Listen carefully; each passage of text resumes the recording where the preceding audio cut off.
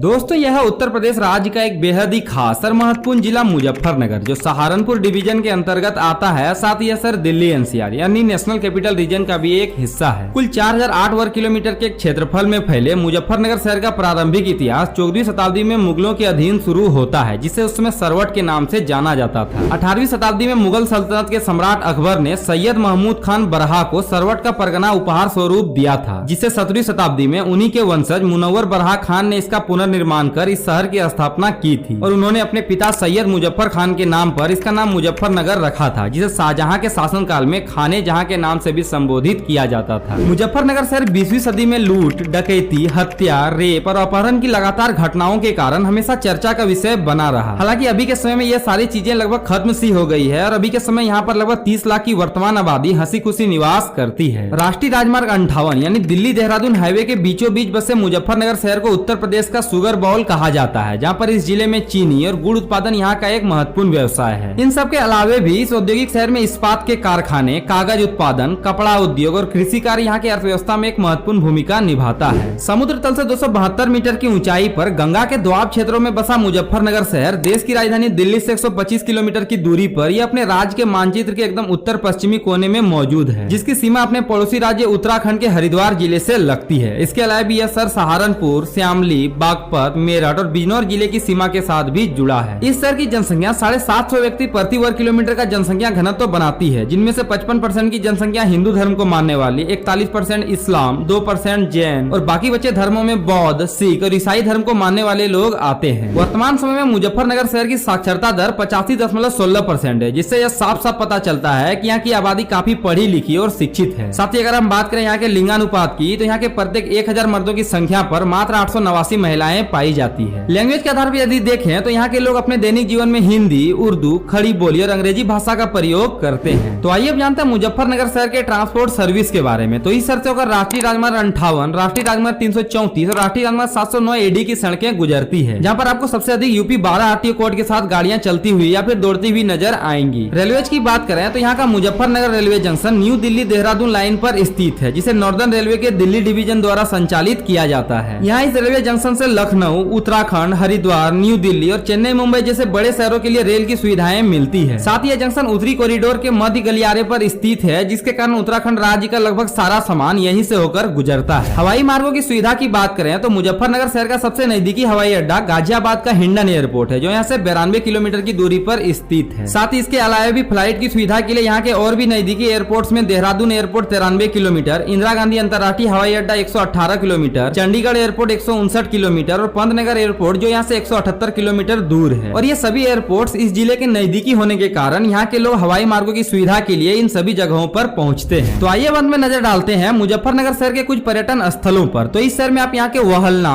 हनुमत धाम, अक्षयवट शुक्रताल, गणेश धाम, पंचमुखी महादेव, औघड़नाथ मंदिर और शुक्रताल में गंगा स्नान का लुत्फ उठा सकते हैं। तो फिलहाल मुजफ्फरनगर शहर की इस वीडियो में बस इतना है। वीडियो कैसा लगा कमेंट बॉक्स में जरूर बताइएगा। Be safe and stay tuned with travel with Chandan.